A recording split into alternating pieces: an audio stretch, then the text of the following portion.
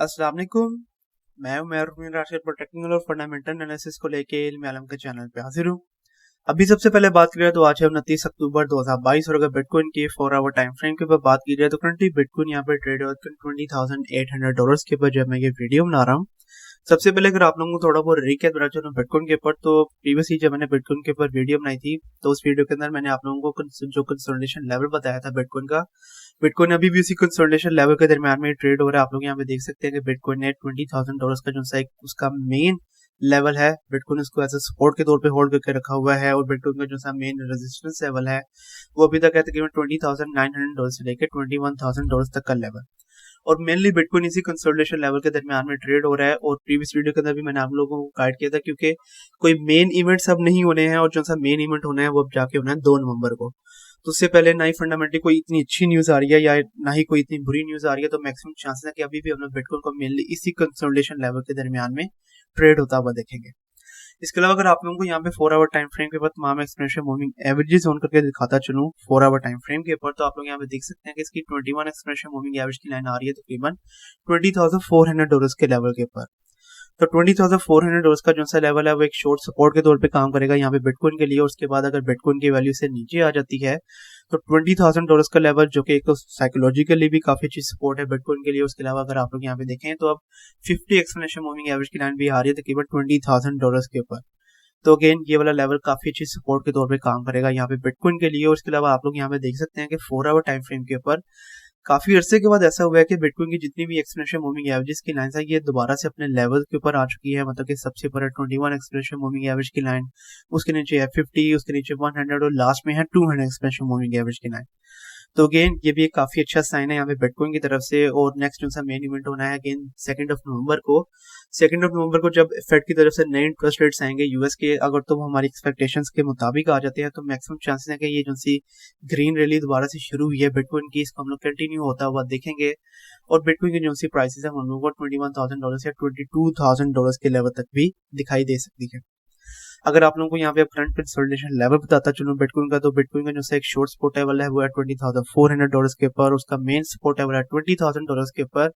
लेकिन अगर बिटकॉइन अपने जो से करंट रेजिस्टेंस लेवल है $20,900 से लेकर $21,000 का लेवल अगर इसको तोड़ देता है और 4 आवर टाइम फ्रेम के ऊपर इससे अबव अपनी कैंडल्स मंगाना शुरू कर देता है, तो नेक्स्ट जो सा मेन रेजिस्टेंस लेवल बनेगा बिटकॉइन का वो बनेगा तकरीबन $21,500 के लेवल के ऊपर। तो ये होंगे मेरे next target regarding bitcoin in medium short term. और मुझे उम्मीद है कि अब आप लोगों को आइडिया होगा कि आप लोगों ने किन लेवल्स के ऊपर अपनी एंट्रीज लेनी है यहाँ पे बिटकॉइन के ऊपर और किन लेवल्स के ऊपर आप लोगों ने अपने आप को एग्जिट करना है यहाँ पे बिटकॉइन के ट्रेड के ऊपर से। इसके अलावा अगर आगे चलते चले, अगर मैं आप लोगों के साथ यहाँ पे 2 मेन ट्रेंड्स जो हैं वो शेयर करता चलूं बिटकॉइन के, जिसके बाद हम लोग ये कंफर्म करेंगे कि अगर बिटकॉइन उन दोनों को तोड़ देता है तो बिटकॉइन की जो सी ये बियर मार्केट है ये खत्म हो जाएगी और फिर बिटकॉइन और बाकी जो सी क्रिप्टो करेंसीज है वो हम लोगों को काफी जबरदस्त किस्म का ग्रीन रन दिखाना शुरू करेंगे। तो अगर मैं आप लोगों के साथ यहाँ पे शेयर करता चलूं तो यहाँ पे केविन स्वेंसन के जिनका अकाउंट मैंने आप लोगों के साथ ऑलरेडी यहाँ पे शेयर किया हुआ है, उन्होंने ये काफी जबरदस्त किस्म का एनालिसिस किया है जो कि आप लोगों के साथ शेयर करना काफी ज्यादा जरूरी है। तो इनके मुताबिक ये 2 मेन ट्रेंड्स हैं कि जिनका बिटकॉइन को तोड़ना बहुत ज्यादा जरूरी है। और जैसे ही बिटकॉइन इन 2 मेन ट्रेंड्स को तोड़ेगा तो उसके बाद हम लोग ये बात कंफर्म कर देंगे कि ये जो सी बियर मार्केट है ये खत्म हो चुकी है। तो इन 2 ट्रेंड्स के बारे में अगर मैं आप लोगों को बताता चलूं तो सबसे पहला जो सा ट्रेंड है वो है वीकली आरएसआई ब्रेकआउट। अगर तो बिटकॉइन वीकली टाइम फ्रेम के ऊपर अपनी जो सी ये आरएसआई की रेजिस्टेंस लेवल की लाइन अगर इसको तोड़ देता है और इसको एज अ सपोर्ट के तौर पे यूज करता है तब, और उसके बाद ये जो सा मैक्रो ट्रेंड ब्रेकआउट है, मतलब कि वीकली टाइम फ्रेम के वो जो सी बिटकॉइन की कैंडल्स हैं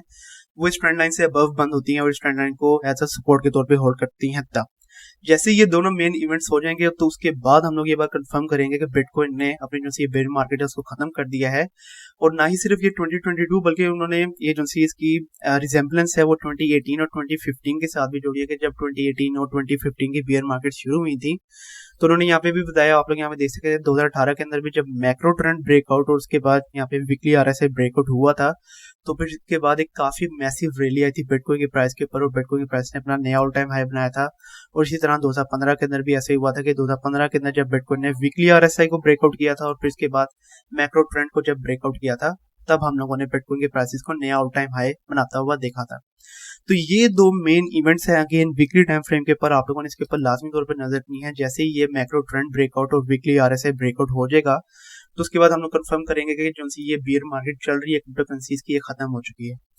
लेकिन इसके साथ साथ मैं आप लोगों को एक और मशवरा लाजमी तौर पे देना चाहूंगा कि करंट जो से मार्केट चल रही है और करंटली जो से बिटकॉइन के प्राइसेस वगैरह चल रही हैं, अगर आप लोग इस लेवल के ऊपर भी बिटकॉइन के ऊपर या डिफरेंट क्रिप्टो करेंसीज के ऊपर अपनी कुछ इन्वेस्टमेंट करते हैं तो ये काफी बुरा टाइम नहीं है। मतलब कि आप लोग ये वेट ना करेंगे बिटकॉइन और क्रिप्टो करेंसीज की जो सी प्राइसेस है वो आप लोगों को काफी ज्यादा नीचे नजर आए। मतलब कि बिटकॉइन की जो सी प्राइस है वो आप लोगों को $12,000 या $14,000 या $11,000 के लेवल तक दिखाई दे, तब आप लोग अपनी इन्वेस्टमेंट करें। और अभी आप लोग कोई अपनी इन्वेस्टमेंट ना करें, क्योंकि अगर अभी एकदम मैसिव ब्रेकआउट आ जाता है, बिटकॉइन की प्राइसेस काफी ज्यादा अबव चले जाती हैं और जो से 2 नवंबर को इवेंट होना है, इंटरेस्ट रेट जो है वो हमारी एक्सपेक्टेशन से काफी ज्यादा कम आ जाते हैं,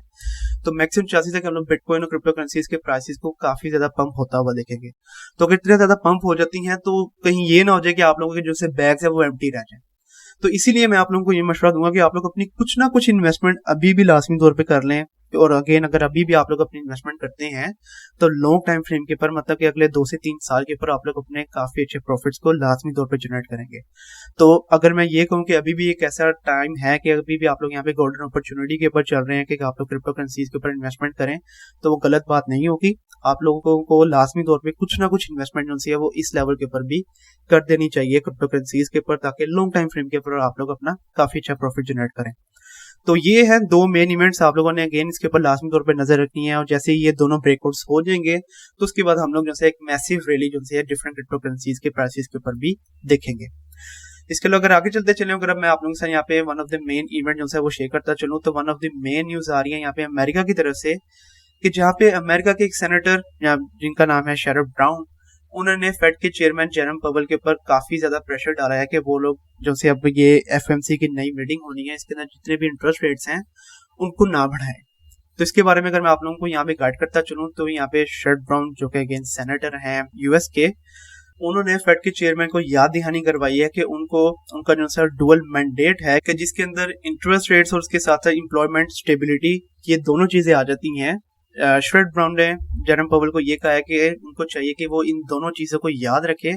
और इन दोनों चीजों को याद रखते हुए वो ये फैसला करेंगे क्या अब उनको इंटरेस्ट रेट बढ़ाने चाहिए हैं या नहीं बढ़ाने चाहिए हैं। तो अकॉर्डिंग टू शेरड ब्राउन, उनका ये कहना है कि ठीक है, एक तरफ जो से ये इंटरेस्ट रेट्स बढ़ते जा रहे हैं, इसकी वजह से हम लोग थोड़ा बहुत फायदा तो जो है वो होता हुआ देख सकते हैं यूएस इकोनॉमी को, लेकिन इसकी वजह से जो से एम्प्लॉयमेंट रेट्स हैं उसके ऊपर काफी ज्यादा नुकसान हो रहा है और नई एम्प्लॉयमेंट लेकर आना, मतलब कि नए लोगों को हायर करना, ये बहुत ज्यादा मुश्किल हो रहा है। तो क्योंकि एम्प्लॉयमेंट बढ़ाना बहुत ज्यादा मुश्किल हो रहा है यूएस के इंटरेस्ट रेट्स बढ़ाने के साथ साथ, तो इसीलिए यूएस के जो से फेड के चेयरमैन, उनको ये बात सोचनी चाहिए कि क्या ये इंटरेस्ट रेट्स बढ़ाने से लॉन्ग टाइम फ्रेम के ऊपर एक अच्छा इम्पैक्ट पड़ रहा है अमेरिका की इकोनॉमी के ऊपर के या नहीं पड़ रहा है। क्योंकि ठीक है, मैंने भी इसके बारे में आप लोगों को गाइड किया है कि बेशक ये जो से इंटरेस्ट रेट्स बढ़ा रहे हैं, इससे इनको फायदा तो हो रहा है यूएस इकोनॉमी को थोड़ा बहुत, लेकिन ये कोई बहुत अच्छा फायदा नहीं है, ये एक जुआ खेल रहे हैं। और इस जुबे का जो सा नतीजा वो आप लोगों के सामने आना शुरू हो गया है कि यूएस के जो सी एम्प्लॉयमेंट रेट्स हैं वो बढ़ नहीं रहे हैं, वो बल्कि एक जगह रुक चुके हैं। तो एम्प्लॉयमेंट रेट्स को एक जगह रोकना नहीं है, एम्प्लॉयमेंट रेट्स को बढ़ाना भी होता है ताकि ये लॉन्ग टाइम फ्रेम के लिए अच्छा हो किसी भी इकोनॉमी के लिए। तो ये कहना था यहाँ पे यूएस के सेनेटर शेरड ब्राउन का फेड के चेयरमैन जेरम पवेल को। तो देखते हैं कि जेरम पवेल क्या करते हैं, इसको किस तरह से लेते हैं और फिर वो लॉन्ग टाइम फ्रेम के ऊपर क्या फैसला करते हैं और किस तरह से वो इंटरेस्ट रेट्स को बढ़ाते हैं या कम करते हैं। अगेन वो जो भी इंटरेस्ट रेट्स आएंगे वो आप लोगों के साथ इस चैनल के ऊपर शेयर कर दिए जाएंगे। तो ये अगेन काफी मेजर न्यूज थी यहाँ पे यूएस की तरफ से, जो कि आप लोगों के साथ शेयर करना जरूरी थी। अगर अब आगे चलते चलें और अगर अब बात करते चलें यहाँ पे यूके की तरफ से, तो यूके की तरफ से काफी जबरदस्त किस्म की न्यूज आ रही है कि जहाँ पे यूके के अंदर जितने भी स्टेबल कॉइन्स हैं कि जिसके अंदर यूएसडीटी, बीयूएसडी वगैरह आ जाते हैं, उसकी रेगुलेशंस का जो सा बिल है वो पास हो चुका है। अगर इसके बारे में आप लोगों को यहाँ पे गाइड करता चलूँ, तो यूके का जो सा the house of the Commons है, उन्होंने ऐसा बिल जो है वो पास कर लिया कि जहाँ पे उन्होंने कहा कि जितने भी स्टेबल कॉइन्स हैं उनको अब यूके के अंदर रेगुलेट कर देना चाहिए है। तो जब से यूके के नए प्राइम मिनिस्टर ऋषि सुनाक प्राइम मिनिस्टर बने हैं, तब से मैंने आप लोगों को ऑलरेडी गाइड कर दिया हुआ था कि ये प्रो क्रिप्टो पर्सन है और ये पूरी की पूरी कोशिश करेंगे कि यूके को वो हब बना सके क्रिप्टो करेंसीज का। तो उसके ऊपर काम इन्होंने ऑलरेडी करना शुरू कर दिया है। तो अगेन ये भी काफी अच्छा साइन है, फ्यूचर के अंदर जो भी डेवलपमेंट्स होंगी इसके ऊपर, उसके ऊपर आप लोगों को प्रॉपरली गाइड कर दिया जाएगा। अगर अब आगे चलते चले और यहाँ पे बात करते चले बाइनेंस की तरफ से, तो बाइनेंस की तरफ से काफी जबरदस्त किस्म की न्यूज़ेस आ रही हैं। प्रीवियस वीडियो के अंदर सर मुकद्दस ने भी आप लोगों को इसके बारे में प्रॉपर्ली गाइड कर दिया था कि किस तरह से बाइनेंस अपना जो सा यूज केस है वो बढ़ाता जा रहा है कंट्रीज लेवल के ऊपर। तो अगर मैं आप लोगों को बताता चलूँ यहाँ पे बाइनेंस और ट्विटर का, तो बाइनेंस का आप लोगों को भी आइडिया है कि बाइनेंस ने भी जो से ये इलॉन मस्क ने एक्वायर किया है ट्विटर को, उसके ऊपर बाइनेंस ने भी $500 मिलियन की जो सी इन्वेस्टमेंट है वो की है। तो उसके बाद सीजी का भी ये कहना है कि वो अब सिर्फ ये इन्वेस्टमेंट करने के बाद रुक नहीं जाएंगे, बल्कि अब उनकी पूरी की पूरी कोशिश होगी कि वो ट्विटर को ब्लॉकचेन के साथ जोड़ सके। तो उसके लिए सीजी ने अपनी एक ऑलरेडी जो सी टीम है वो बना दी है, और उस टीम का सिर्फ और सिर्फ मेन मोटिव यही है कि वो इस चीज के ऊपर काम करे कि किस तरह से ट्विटर को ब्लॉकचेन के साथ जोड़ा जा सके। और अगेन अगर ट्विटर ब्लॉकचेन के साथ जुड़ती है तो ऑफ कोर्स वो क्रिप्टो करेंसीज, एनएफटीज और बाकी की जो से क्रिप्टो से रिलेटेड प्रोजेक्ट्स वगैरह हैं जिसके अंदर मेटावर्स वगैरह भी आ जाता है, उन सब के साथ भी इसको जोड़ दिया जाएगा। तो बाइनेंस के जो से सीजी हैं उनकी पूरी की पूरी कोशिश है कि वो बाइनेंस का जो सा यूज केस है उसको एक जगह लिमिटेड करके ना रखें, बल्कि वो उसके यूज केस को बहुत ज्यादा बढ़ाते जा रहे हैं। तो अगेन ये भी काफी अच्छी न्यूज है, और अगर समहाउ ट्विटर बाइनेंस की ब्लॉकचेन के साथ जुड़ जाता है तो ये बाइनेंस की ब्लॉकचेन के लिए बहुत अच्छा साइन होगा। तो ये काफी जबरदस्त किस्म की न्यूज है दोबारा से यहाँ पे बाइनेंस की तरफ से। अगर आप इसके ऊपर टेक्निकल एनालिसिस करते चले, आप लोग करंटली देख सकते हैं कि ये ट्रेड वर्थ $305 के ऊपर जब मैं ये वीडियो बना रहा हूँ, और प्रीवियस वीडियो के अंदर आप लोगों ने देखा था कि ये $300 का जो सा लेवल है उसको एज अ मेन रेजिस्टेंस के तौर पे यूज कर रहा था। तो करंटली से $300 की अपने मेन रेजिस्टेंस लेवल को तोड़ दिया है। सो फार इसकी वैल्यू से अबव ट्रेड हो रही है, और अगर इसी तरह से ग्रीनरी दिखाता रहता है तो मैक्सिमम चांस है कि हम लोग इसकी वैल्यू को अगले चंद दिनों के अंदर दोबारा से $320 तक का जो सा लेवल है वहां तक भी जाता हुआ देखेंगे। अगर इसके ऊपर भी 4 आवर टाइम फ्रेम के बाद तमाम एक्सपोनेंशियल मूविंग एवरेजेस की लाइंस ऑन करके खाता चलूं, तो इसकी जो सी एक्सपोनेंशियल मूविंग एवरेजेस की लाइंस है वो दोबारा से अपने लेवल्स के ऊपर आ चुकी हैं। जिससे हम लोगों ने बिटकॉइन के ऊपर देखा, इसकी भी 21 एक्सपोनेंशियल मूविंग एवरेज की लाइन सबसे अबव है, उसके नीचे 50, उसके नीचे 100 और लास्ट में है 200 एक्सपोनेंशियल मूविंग एवरेज की लाइन। तो again for a short time frame ये काफी अच्छा साइन है यहाँ पे बाइनेंस की तरफ से। अगर बाइनेंस अपना ये $300 का जो सा मेजर अब सपोर्ट लेवल है उसको अगर ये होल्ड करके रखते हैं तो हम लोग इसकी वैल्यू को अगेन अगले चंद दिनों तक काफी अच्छा पंप लेता हुआ देखेंगे। तो अगर आप लोगों को यहाँ पे एंट्री एंड एग्जिट पॉइंट्स के बारे में बताता चलूं, तो अगर तो इसकी वैल्यू $300 से अबव रहती है तो आप लोगों को जो सी एंट्री लेनी है वो लेनी है $301 के ऊपर, और आप लोगों का for a very short rate जो सा एग्जिट टारगेट हो जाएगा वो हो जाएगा $310 के ऊपर। इसके अलावा level by level entry points अगर आप लोगों को यहाँ पे बाइनेंस के ऊपर बताता चलूं, तो आप लोगों के जो से level by level entry points बन रहे हैं वो बने हैं $300 के ऊपर, उसके बाद तकरीबन $295 के ऊपर, अगर इसकी वैल्यू सामान नीचे आ जाती है तो फिर तकरीबन $287 के ऊपर। और लॉन्ग टाइम फ्रेम के ऊपर आप लोगों के जो से एग्जिट टारगेट हो जाएंगे बाइनेंस के ऊपर से वो हो जाएंगे तकरीबन $310, $320। अगर आप लोग इसको समहाउ होल्ड करके रखते हैं तो फिर तकरीबन $335 के ऊपर भी इसको सेल आउट करके अपना बहुत ही मैसिव प्रॉफिट जनरेट कर सकते हैं आप लोग BNB के ऊपर से।